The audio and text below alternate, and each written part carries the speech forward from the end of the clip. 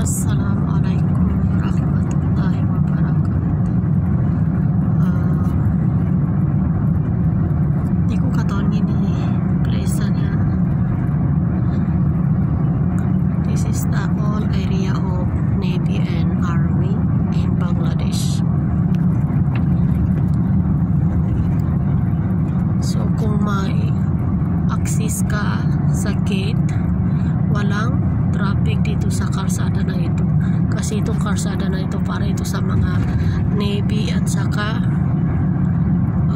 Army. Itong area na ito sa malapit sa bahay namin tuwing aalis yung mga helicopter at saka kung ano yung gamit ng mga Navy at saka Army, maririnig po talaga parang yung war na bumabagsak sa bahay mo kapag yung helicopter nila yan. Makikita mo dito may Army dito, palagi may Army dito yan, may Army dyan, naka-jackpon yan sila dyan. Kung papasok ka dito wala kang card na ipapakita kung member ka ba ng Army, hindi ka pwede papasok dito sa karsada na ito. Doon ka pwede papasok sa yung isang karsada na yun sa harapan ng kamera natin, yung nakita niyo yung bus na green, yun doon kami dadaan kung wala kang pass na ipapakita sa kanila. Yan yung mga Army na yan, lalo na kapag medyo magrib na, wala nang hindi na mainit, ang dami nila dito naka-checkpoint. Tinitignan nila kung yan, nakita niyo yan, nandun sila sa loob kasi sobrang init kasi alas 2 ng hapon dito. So sobrang ganda ng papunta doon sa amin, palabas at saka papasok, kasi labas-pasok ka doon kapag may pass ka, wala kang traffic, wala nang hindi katulad sa ibang karsada na ang dami ng sasakyan. Nagbablog ako kasi uwi ako ng Pilipinas inshallah, malapit na very soon. So at least mayroon tayong memory na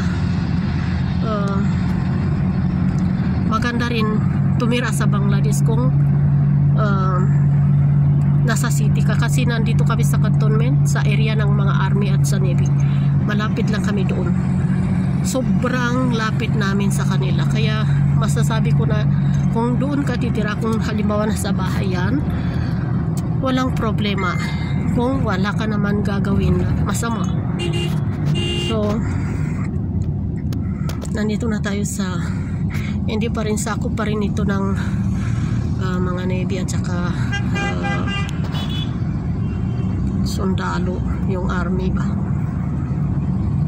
So sobrang ganda doon sa amin na area, kasi para ka rin may security doon sa amin kasi malapit lang sila sa amin. Pumunta nga kami ng asawa ko doon sa kantin ng Army. Sinabi ko nga sa asawa ko na kanasundalo itong building na to, hindi niya alam na kanasundalo yung pinasukan namin, kasi naghahanap kami ng yung prutas na walang medicine. Yan, marami na sasakyan kasi kapag dito na public na ito.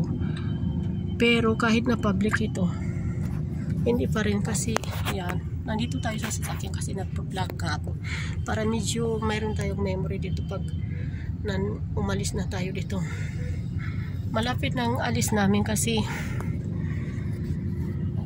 mga 2 weeks inshallah uwi kami ng Pilipinas. Kasama ko yung anak ko na kambal.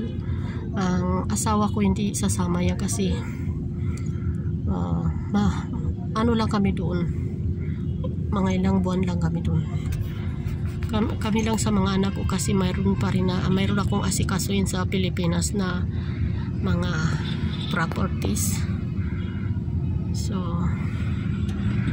titignan ko, kasi yung mga anak ko gusto nila mag-aral doon, pero gusto namin dito sila mag-aral kasi dito naman kami titira sa Bangladesh.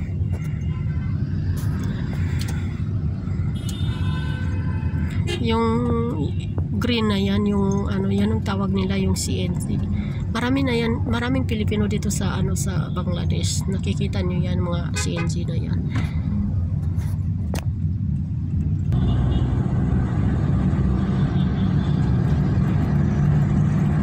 Pasensya na kayo ha, maingay yung video natin dahil nandito lang tayo sa loob ng sasakyan.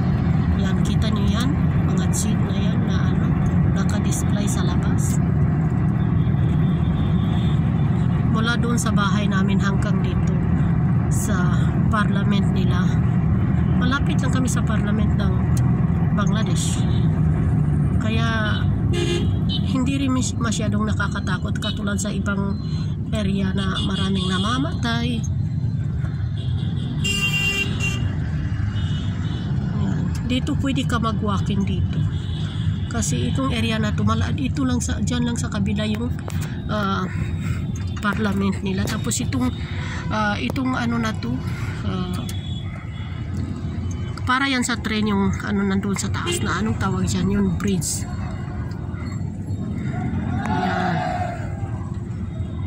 Yan, rally?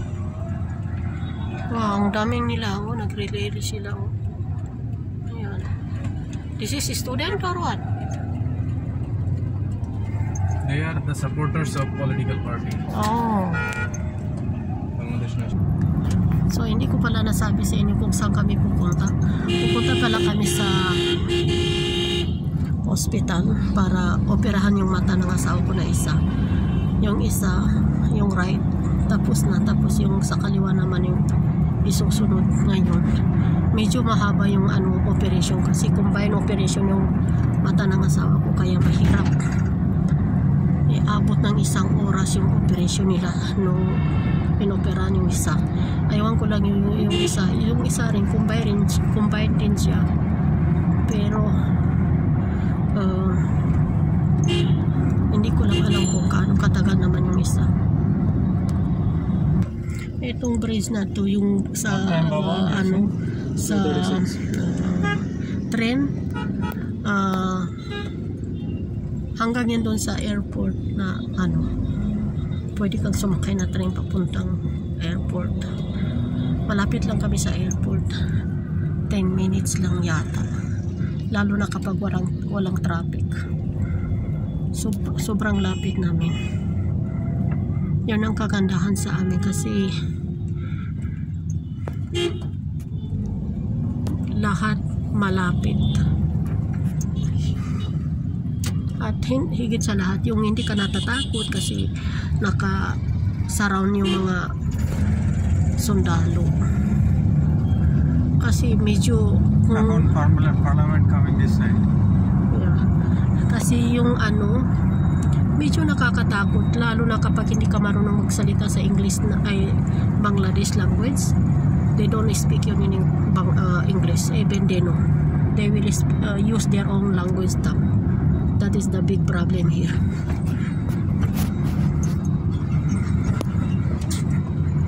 Mahihirapan ka kapag hindi ka marunong sa language nila. Ito na yung building nila na parliament. Dito sila nagme-meeting. Dito yung mga opisina.